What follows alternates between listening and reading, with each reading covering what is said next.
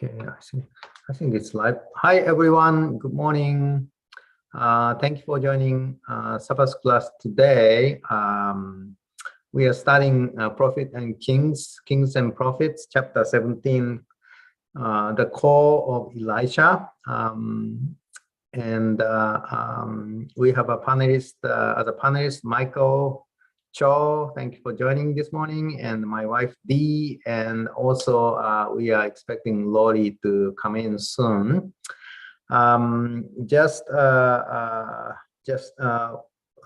Briefly, that the background today's part is we are talking about Elijah and also Elisha, who is succeeding that Elijah. Both powerful prophets in the Bible try to bring the people back to God from the other worships, like Baal worships. I think we can learn a lot today. So just let's jump into that question. Okay, hold on. I'll put the question on the screen. First question. Oh, Lori may be in. Oh, Lori's in. Hi, Lori. Good morning. Can you hear us? Your microphone is off. Hello. Hi, good morning. Thank you for joining us today. Yeah, I'm glad you are here. Thank you. Yeah. Okay, so we are going through the questions. So although today's lesson is mainly Elisha, and how he accepted Elijah's invitation and God's call. Yet, I would like to go back to that, look at how actually it happened, in a sense that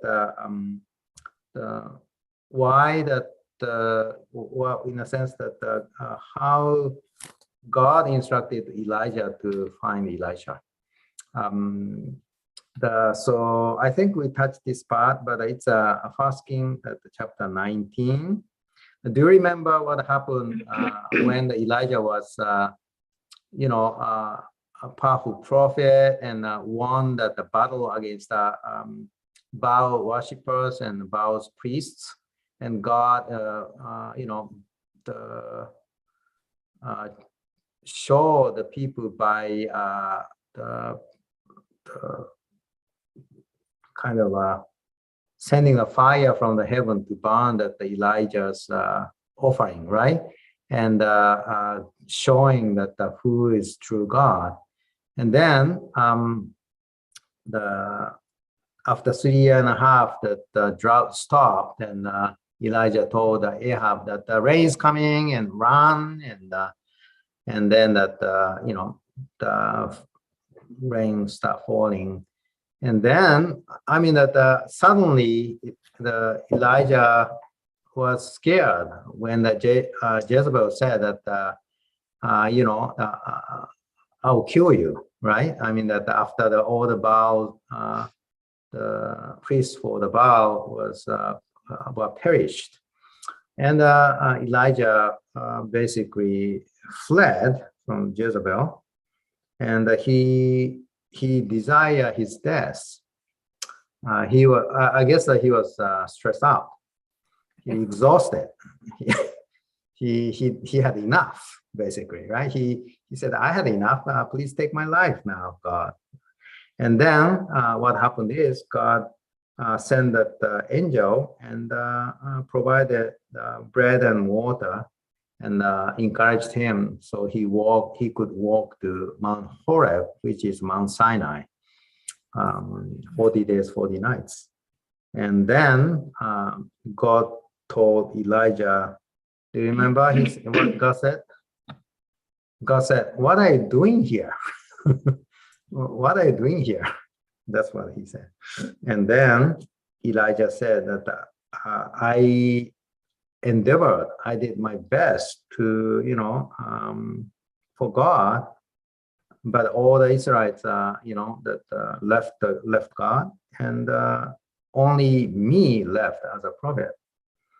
And God said that go and anoint Elisha as your successor. Do you remember the story? Yeah. Mhm. So the question is, how did God treat him, and what missions did he assign to him in the end? I mean, in a sense that God can treat him differently, right? I mean, God could say that, Elijah, you did well. Just take a break 1 week and 1 week. or 1 month and refresh and continue. You know, he could say that, but he communicated differently, or he could say that to Elijah. That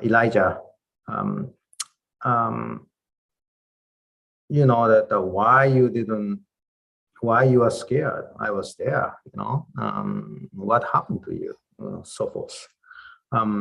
I just wanted to kind of a little bit, have understanding here that God's, approach to him. What do you think, you guys? I don't know that you got a question right or not, but Yeah, well, I think it's, pretty amazing. I think we all do something like this where, God's come through for us so many times. And, then there's some circumstance where all of a sudden, we're super scared, and this one's different for whatever reason. And where we don't put our trust in him, and rely on ourselves to Right. try to take care of it. And I don't know why. I wish I did. That there's certain circumstances where we feel like where God won't take care of us, or that we feel that we need to take. I think it's more that we feel that we need to take care of it. Maybe. I don't ever feel like God won't take care of it. That's not really it for me. For me, it's more like, I think I need to really take care of this one. So I think maybe that's what he was sort of thinking. It's like, oh, God's done so much for me, and maybe I just better run and, get out of here. Yeah, thank you, Lori. Yeah, I think that's a good point. I mean, because Elijah had definitely 100% trust in God, right? Even that when the rain started, there wasn't any cloud even in the sky. It's a blue sky, and he prayed 7 times. Do you remember? And then the small cloud coming out from the ocean, and it came suddenly and pouring. So I mean that even that the fire coming down from the heaven, that's also his 100% trust. Now suddenly looks like he lost entire trust in God. Right? It's almost like when it comes to what I would call it, like the supernatural, like the rain and that kind of thing, he was more sort of trusting. But when it came to maybe to people or something, maybe to his I life. don't know. I mean, I was trying to figure out what the difference was between maybe he was just tired. We all get tired. Maybe lost the mental power. What do you think, Michael? I mean, kind of bigger picture, slightly big picture. I think it really just shows that it's okay, that like it's an example almost that gives almost permission that like here, like as you say, someone who is a prophet, an amazing prophet with 100% faith in God, even they can have like bumps in the road, right? Like this, and it makes it seem much more human, and much more relatable for us as not amazing prophets of God necessarily to the level of Elijah. So I mean, I think above all, it's like when you see the flaws or able to see flaws, it really makes things more real. Right. Yeah. Thank you for that. Exactly. So how do you think that what do you think about the reaction to God? Do you think that God is disappointed? God is annoyed, or God is, how do you see that the God treated him here? I don't think God was disappointed or upset with him, even though the question that he asked Elijah, Elijah, what are you doing here? Right? May come across as being a bit of like, maybe a bit of annoyance or just maybe a disappointment. But I don't think that was the case at all. And, God, again, through this story, we see how God truly cares about us, right? Because God first met Elijah's physical needs by taking him to safety, where he, away from Jezebel, right? Away from all that craziness, and into somewhere where he could at least physically feel safe away from her. And then secondly, he did provide food for him, right? Meeting his physical need. And then after that, the significant thing, I think from, looking back on the previous stories, is the fact that how he was so despondent about him completely being alone. That was his thing, right? That he felt completely alone, right? And God had to remind him that, no, there are 7,000 other followers that you do not know of, right?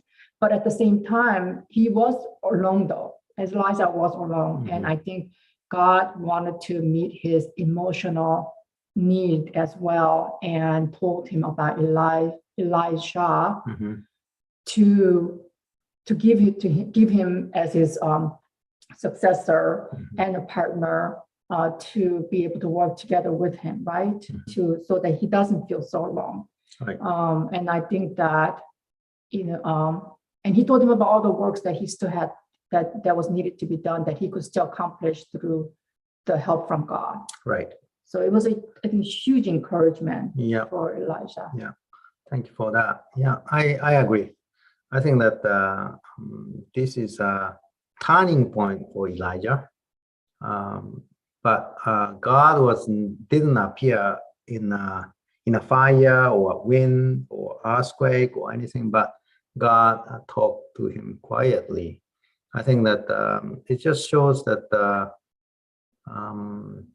the moment that the God tried to encourage, Elijah, and give him a new mission, which is find a successor, I think it's a little like a parent talking to a child, saying, hey, how come you're here, and then letting the child sort of reflect back and say, yeah, why am I here? Oh, I'm here because I was scared, I was running, and then it's in a reflection on that. And then it lets them sort of come to the point of, hey, maybe, without being without the parents saying, I know you're here because you're disobedient and you're scared and, which is what maybe some of us parents want to do, and we want them to come to the realization themselves. Why are you here? Maybe, sometimes when a kid does something bad, they go hide in the closet or something, and you're like, oh, why are you here? Yeah, that's exactly that sounds like. Thank you, Lori.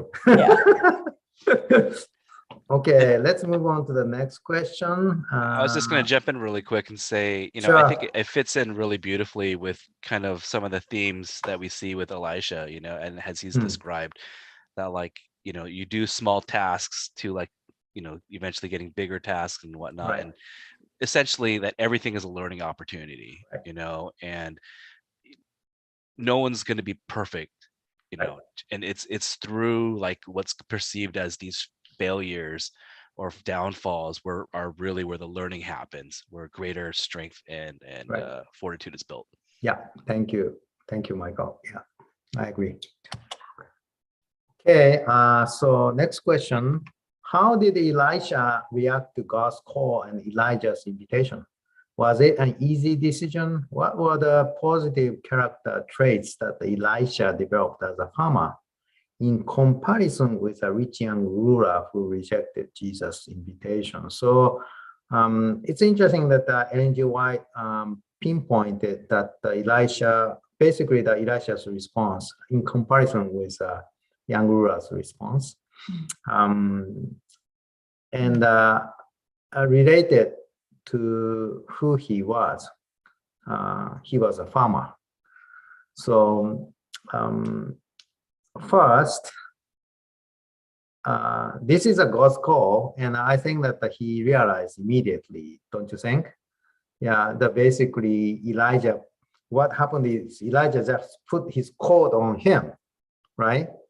And then Elisha said that I'll follow you, but let me go and say goodbye to my parents. And he followed.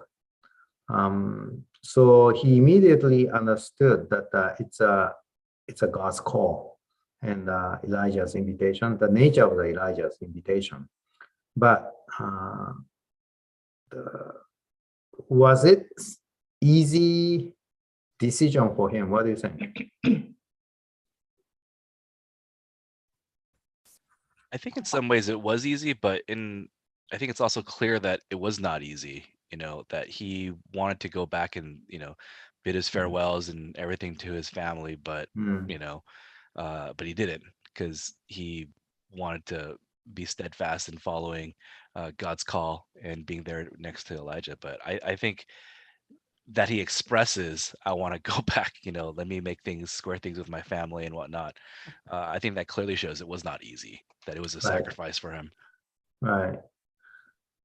Yeah. So if you are in his shoes, do you react the same way? What do you think? I probably would not. And it's interesting because I said it was super easy for him because he was probably young and you still want to say goodbye to your parents, but he's like, hey, I'm gonna go say it by my parents. I don't know. I just thought he was enthusiastic. When he saw Elijah, he ran over to him and he left his oxen, which I'm assuming if it was called out, it was something they didn't do, and he just didn't hesitate. So I don't know. Yeah, that he burned that the tools and cooked that the oxen and feed the people, right? So basically, for me, that means that he gave up entire his basically connection with parents. Basically, he was a son of that rich farmer, right? Because there are 12 cows plowing that field. Imagine that they had 12 tractors to plow that entire field. I'm sure that's a rich, that family owns a lot of land. And he burned that equipment and cooked that the cow, meaning that for me, that means that it's his kind of a decision, announcement that his decision, he is cutting his, kind of a history. He's saying that from now on, I live differently. I separate myself from my previous life, and also the father's inheritance. Basically, he's saying that I'll give up everything for you. I follow you. I give up all I own, and I should inherit, and I'll follow you. I think that when he made a decision to go with Elijah, I think, of course, he gave up all of his physical, material, comfort and wealth.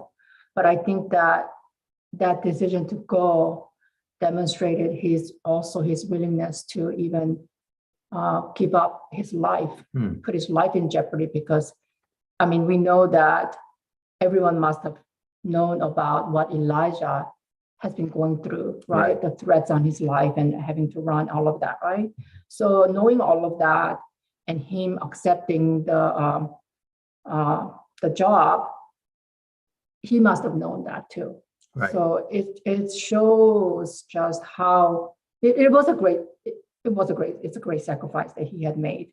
But I think, like Michael said, he also knew at the same time that this was truly God's calling. Mm-hmm. And I think that when you have that relationship with God and you know when it's God's calling, when you are sure of that, I think it will be very difficult to turn away from that. You absolutely, So but definitely it was sacrifice. Yeah, thank you. So I think that's also an important point that definitely if he was not interested in God's work and he was not have a kind of a concerns, or he was not aware of what's going on in the world society, and the importance, maybe that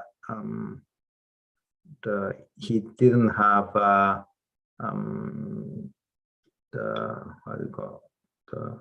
he didn't have a kind of the heart toward the people and also toward God. It's just a wrong call, right? I mean that people would react totally differently. But apparently, I think that he had a heart just like a David, that relationship with God and also the heart to pursue the relationship with God, and probably the heart to the people. I think. Now that what do you think that do you think that the fact that he was a farmer helped him? In what way? I think for sure it helped him. I mean, this past couple of years, I'm not a farmer, but my dad's quite the gardener, and Okay. you guys may know. And we've been doing a lot of gardening together the past Oh, couple of okay. years. And it's like, I think just by nature of being a farmer, it's all about kind of investment, like there's no immediate payback in farming, in exactly. gardening, everything you do it in plans of future, Right. and you're cultivating and you're taking care of things that are in a very fragile state and bringing them up into giving them the right environment to kind of have these really robust things that eventually will have beautiful fruits, Right. and yield. And I think that parallels so beautifully, with being a servant of God and a prophet. So Right. yeah, absolutely. And then as it says in the passage that, uh, uh, with the plow, as he knows how to use the plow to make the straight lines and all that sort of Mhm. stuff that you can't deviate. And so I think there's a lot of clear things, as well as just, you have to be dedicated. So as you in that profession, so you just have to learn how to kind of go through things and be steadfast and be determined to get towards that goal. So I think there was a lot of lessons learned that that he could draw upon. Yeah. That's really good insight. Wow, Yeah. I appreciate that. Yeah. That's really good. Well, I mean, Wow. farmers, I think that I do that veggie garden, and not always successful. But the thing is, you need to be patient first of all, and you have to do that the small steps, even the weeding, the right. Otherwise, you ruin. You don't have an outcome. Basically, you cannot have a crop. So I think it's a lots of labor, lots of patience, and as Michael said, and I think that's probably built his character. No shortcut. Yeah, I think they were talking about that he was an obedient child. And so he listened to his parents. And so if his father probably would say something, he would do it. So I think that some of it is maybe there's times where he would say, okay, we need to go do this. And maybe it's like, okay, it doesn't really make sense because I don't know why. It's not just a one-time thing. You don't go and plant and just leave it. And so maybe because he was with his father led him, then he was able to follow the process all the way through and see the results. But yeah, as some of us know, or we know from the world that, not all children are like that. And maybe some are disobedient and would say, I'm not going to do that. I'm not going to, follow my father through because this doesn't make sense, or I just don't want to. So I think because of him being an obedient child, that he was able to learn that process and be able to stick with it and follow it all the way through to the end. Because I think that might be hard. And I don't know how old he was either. No, we don't. No, I don't think that. Yeah. But it looks like he's a young. Yeah. So. Yeah. Anyway, so Yeah, that's thank you sort for of something that popped in my head when I was thinking that. Yeah, probably that we should let kids to do yard work. I know. I think that's a great idea because not all the kids enjoy yard work, but I think that they learn a lot actually.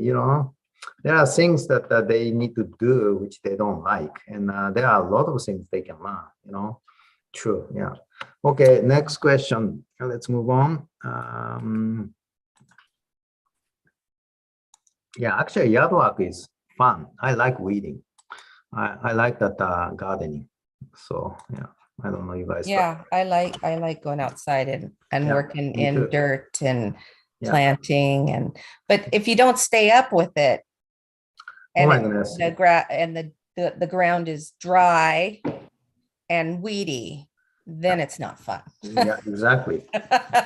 If I ruined keeping up with my it. veggie garden 1 year, last year actually. I had more weeds than that crops. So I just, disaster, but okay. Number 3, E.G. White emphasizes the importance of faithfulness in small things so that we can be ready to handle larger responsibilities. How did Elisha demonstrate this principle in his life? How does the same principle work in your life? So this is one of the points that Ellen G. White emphasized in this book, in this chapter. And honestly speaking, I don't think that we have many descriptions how Elisha, deal with the small things. I don't know. You may find something, but I think that we can discuss that how important it is in our life also. What I could say is Elisha and Elijah overlapped in a sense that from the time that Elisha was anointed to the time that Elijah was taken to heaven, I assume probably that the 5 to 8 years overlap. Yeah, because Elisha gave words to Jehoshaphat, that king of Judah. But at the same time, Elijah gave that words to Joram, which is Jehoshaphat's son. So in a sense that there are quite a number of years overlap. So during the time, I think what Elisha did is Elisha was a servant to Elijah, taking care of Elijah, all the prophets, all the needs in life, support. And I think just like the kind of adopted son, that's what I see. So, so I assume that he did all those things which Elijah needs to have, to be taken care of. Like we just talked about farming, right? Being a rich farmer's son, I would imagine maybe he didn't have to do the manual work, but I think he was obviously out there in the field working with the workers, and that shows his humbleness, his humility to start with, right? And he was willing to start at that low level, and at the same time, he's learning he's learning all those valuable lessons that he needs to learn. And because you know how I don't think this is just in Japan, but I think this occurred in a lot of the countries, especially in olden days, where if you're going to take over your father's business, or if you are named a successor to some, again, a business or whatever it is, that you are kind of asked to work from the bottom, right? Learning the very basics. And then as the years go by, you're learning more and more and taking on more responsibility. Supposed to be. Yeah. I mean, that's the best way. Yeah. I mean, and then yeah. we see that a lot, not so much these days, but I'm talking about in olden days. But anyway, so in that way, I think that it was the best way to be prepared for his work. Yeah, you know that many great chefs, I don't know that in the United States, but in Japan, they start from that. They say that to truly be a great chef, that it takes about 10 years, right? A Japanese traditional restaurant. Yeah. They start washing the pot every day.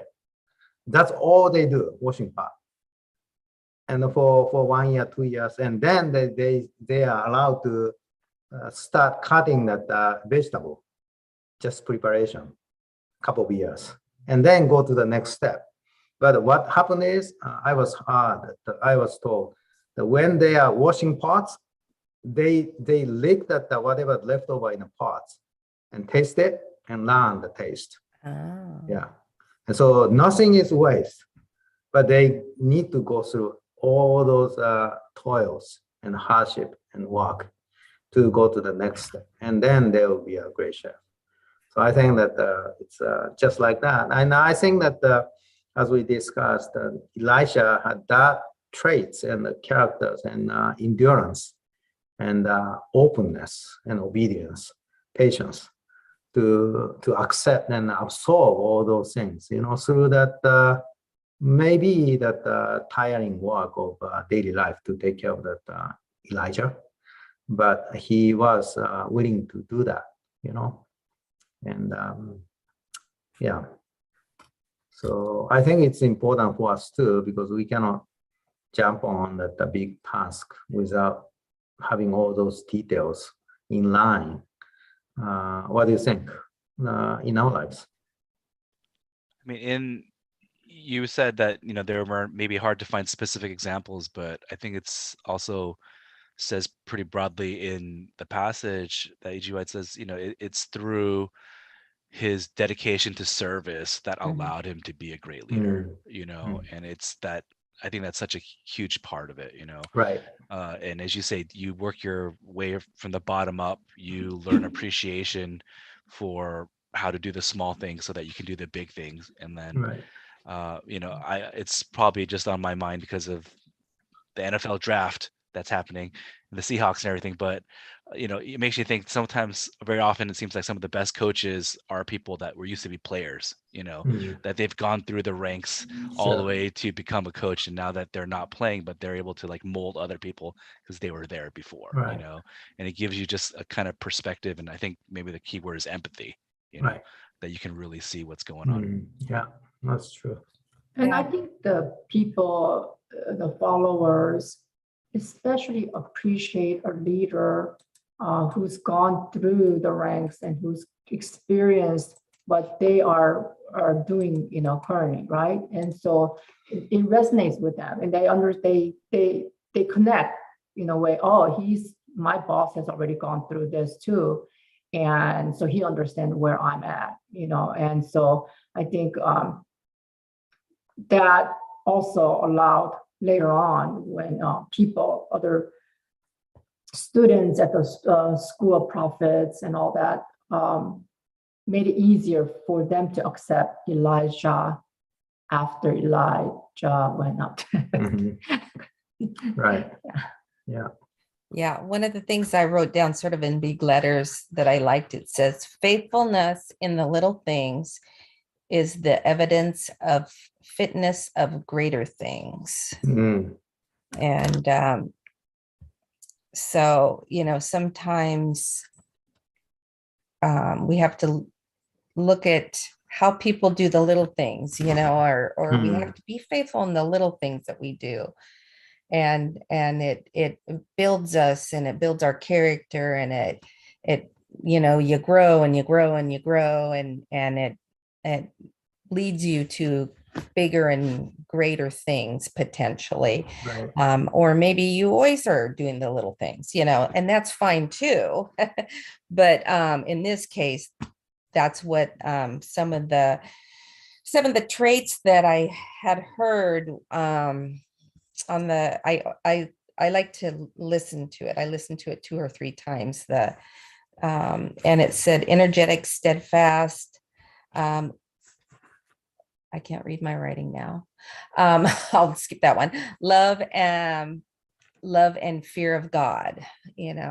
So those are just some of the things that it's a good passage that talks about some of the things that you have a love and a fear of God, not a fear as in terrified, but just just being able to Right. Enough. hold, yeah, Alls. yeah, Or respect, right? yes, yes, Yeah, yes, yes. As a due Sometimes I respect. don't like to use the word fear because it brings, it feels like you're saying I'm terrified. I love, but I'm terrified. But anyway, oh, I know when I can read my writing now. It says leader, but meekness too. It's knowing when to have a certain type of demeanor or principle, or how you act at certain times. There's certain times where you need to display a certain type of, I don't think personality is the right word, but being able to display it at the right time. So that's what I sort of got out of that one. Thank you for that. Okay, let's go to the next question. EGY says the call to place all on the altar of service comes to each one, which means that basically there's a call to everyone from God, big or small.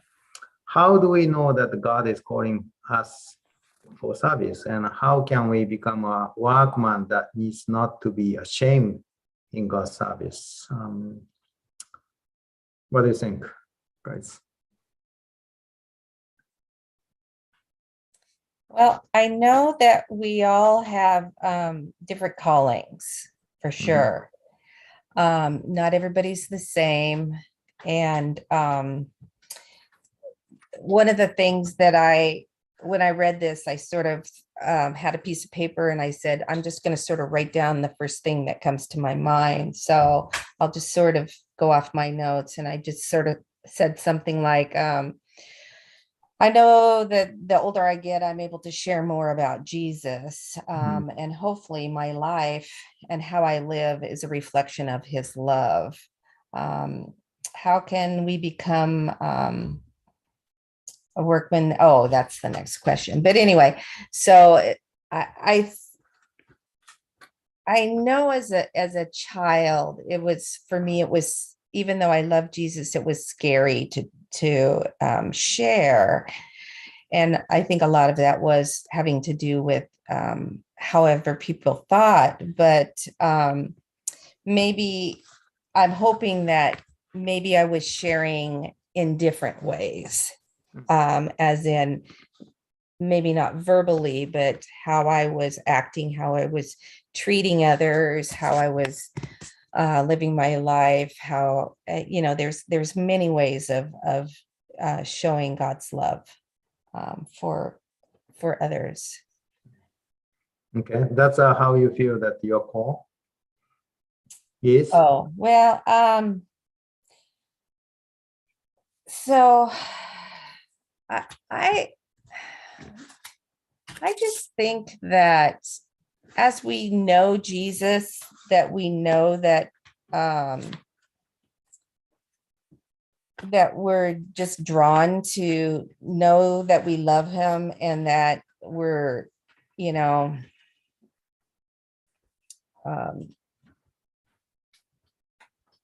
sorry, somebody just entered the room. Sorry, that we love him so much that we want to share and that we want to, serve him. And I think it's just part of what comes next in our faith.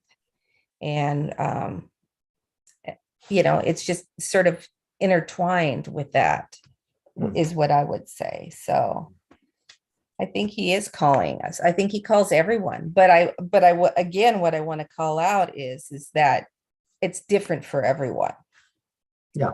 Okay. So Got it. Thank you. It's not everybody going up front in front of the church. It's not Yeah. everybody leading Vacation Bible School. It's not everybody, there's so many different ways. So I agree. Yeah. Okay. Thank you.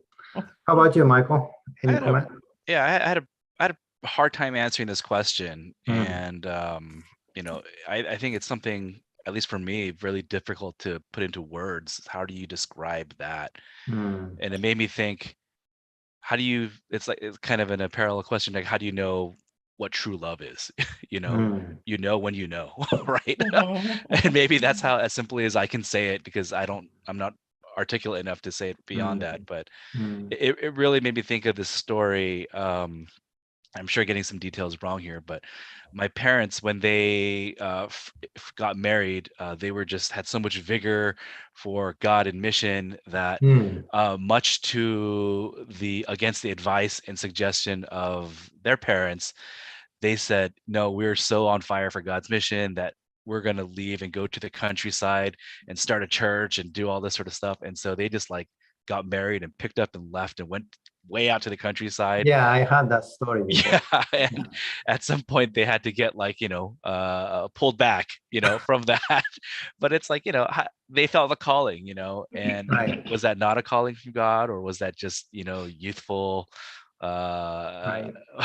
energy that drove them there, or whatever? But I don't know. I don't know the answer to that question or how to Right. articulate it. Right. Yeah.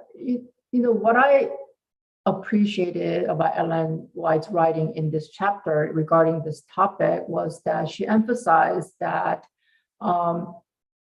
we tend to think that if we're not engaged in something large and just wonderful and wow factor, then we're not necessarily engaged in God's work. I think a lot of us, and that we tend to kind of take a backseat.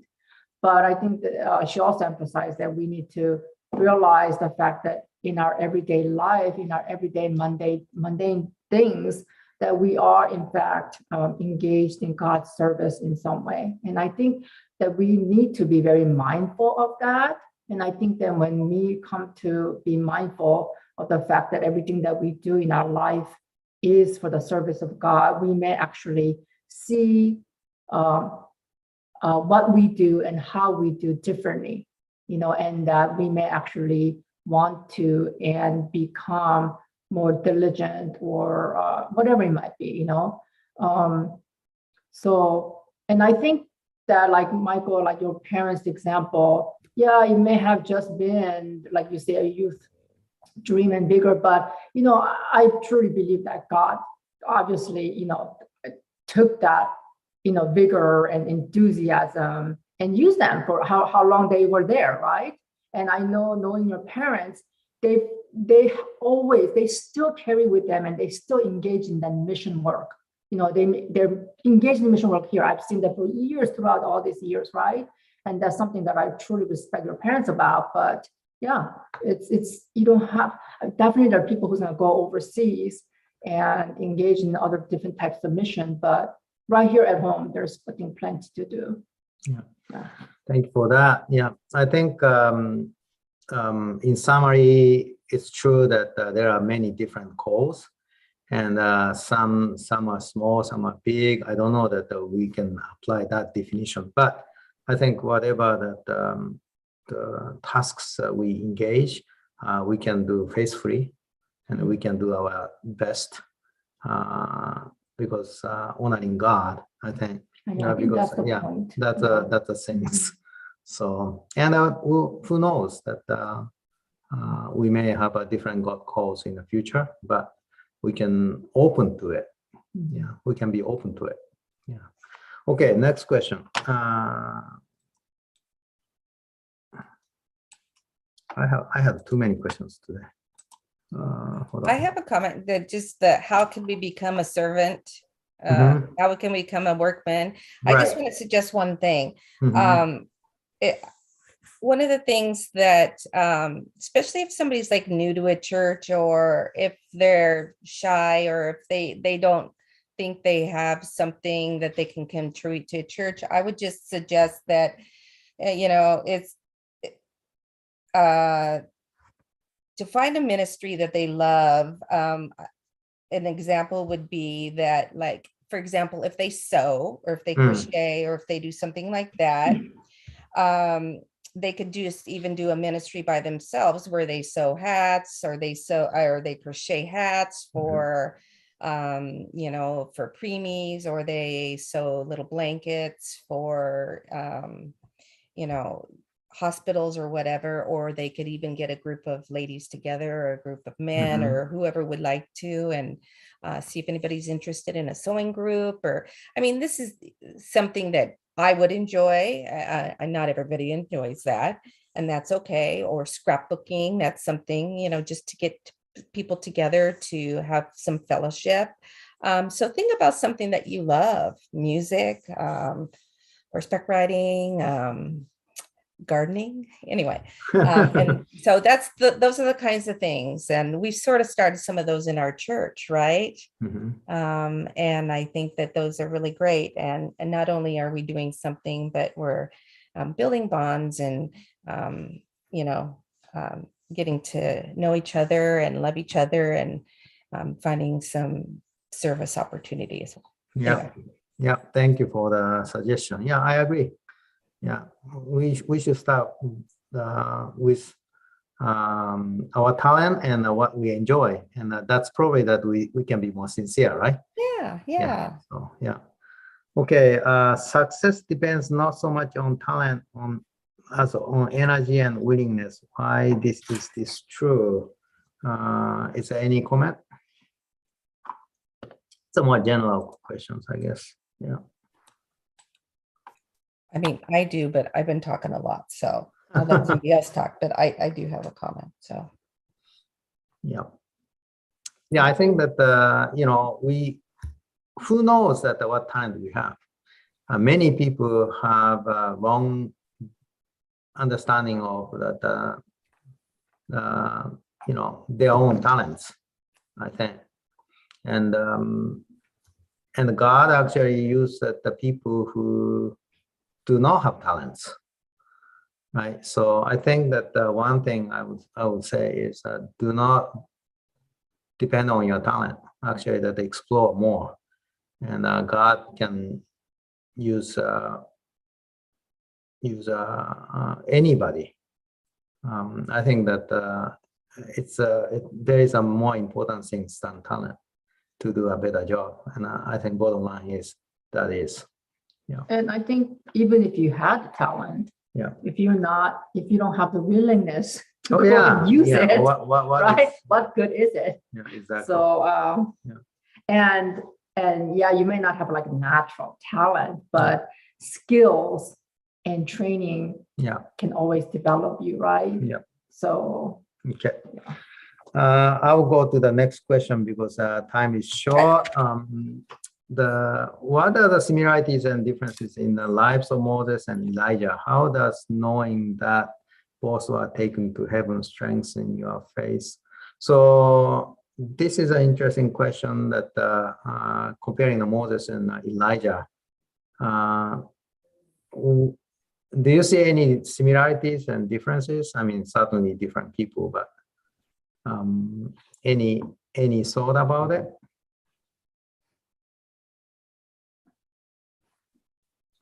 I think for sure similar is that, they both began as a humble servants, and they went on to do a great work for God, and they accomplished so much, yet they both had challenges, right? They had challenges, and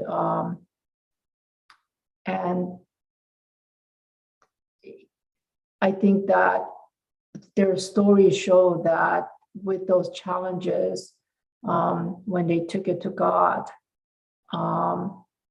that God was able to, and depended on God, and that God was able to help them.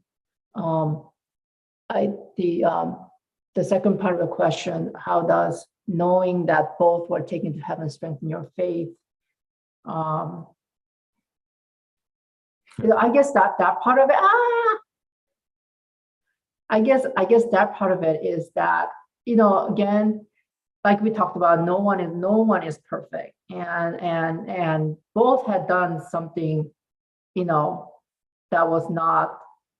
I don't want to use the word godly. I don't want to say that. I mean, they weren't perfect human beings, yet God still gave them this amazing blessing, where both were taken up to heaven. I mean, Elijah to represent those people who will not experience death and go straight to heaven, and then Moses to represent those people who do experience death here, but will go to heaven. So that I think that part of it, that God is so much bigger and so has so much grace for us that He showed this grace to the both men. And it gives me courage. It gives me hope, right? And yeah. Okay. Thank you. Yeah, just there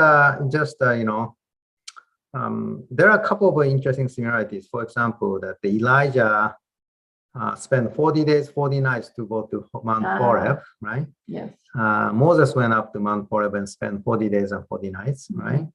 Both was a great, worker for God, but God advised them to be taken out. Moses, disobeyed the God, hitting the rock twice, right? And to bring the water. And because of that, he was prohibited to go into Canaan. And he died on Mount Pisgah, on the top of the Pisgah. Elijah lost kind of a moment. At that moment, he lost the faith in God. And he not the faith, he relied on himself, just like Moses. Moses relied on himself to pull the water out. He said that, do I need to, bring the water to you? That and a similar way that Elijah relied on him to take care of that difficulty he had, so forth. But according to the Bible, Moses died, but both Elijah and Moses appeared at the time of the transfiguration in front of Jesus, right? So we know that both are in heaven, both are saved, and that's I think this question related to basically different paths. And there is a moment that they fail to meet the God's, expectation, but yet they are saved. And I think that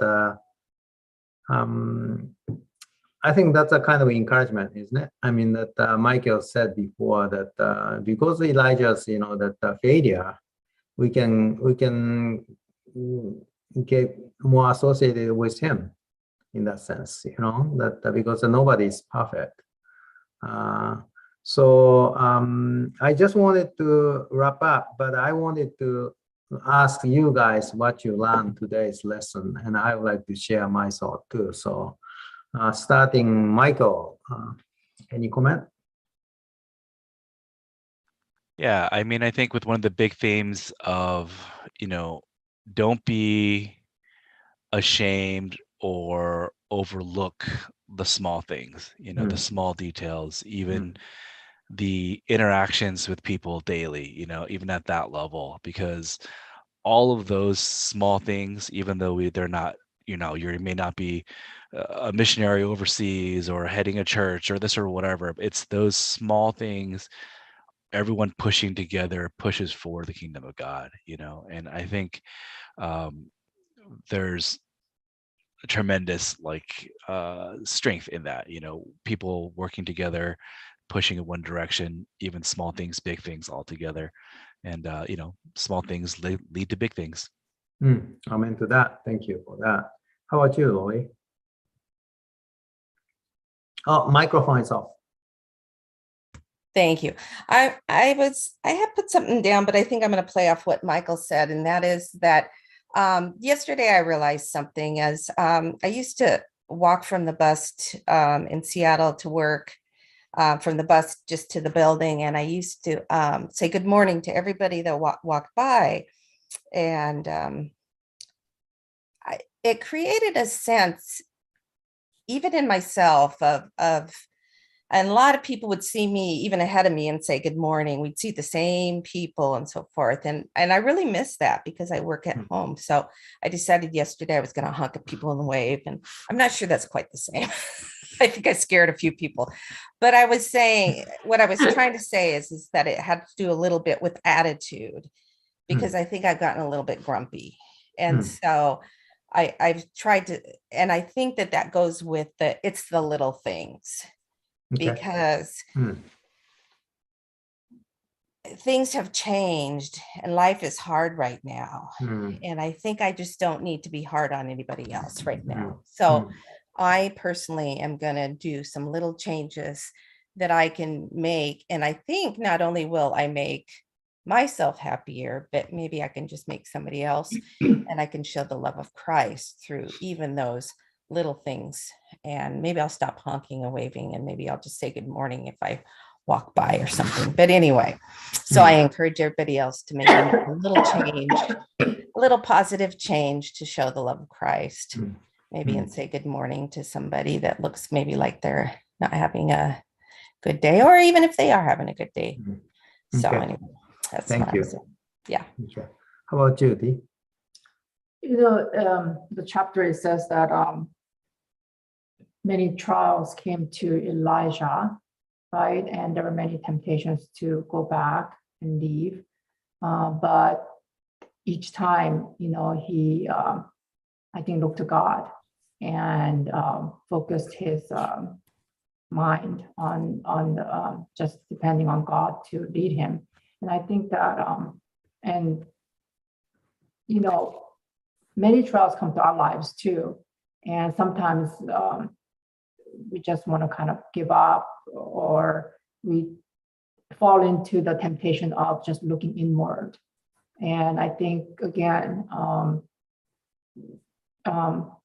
so important to look up toward God, and also another thing was the fact that I think with ministry, I think it's really important that you do have a helper, or you do have a partner.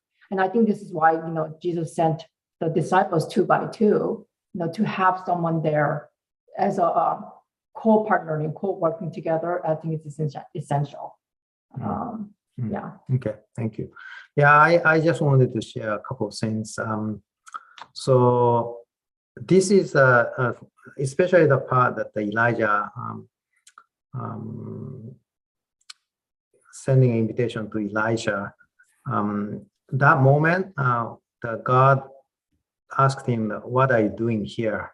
I overlapped this scene with the scene that the Peter doing a fishing by the lake after God, that Jesus died.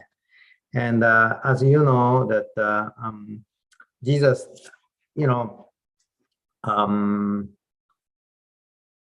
George said he sent some texting. Yeah. Just hold on. Yeah, that's okay. That's a moment that God is telling Peter, "What are you doing here?" Okay.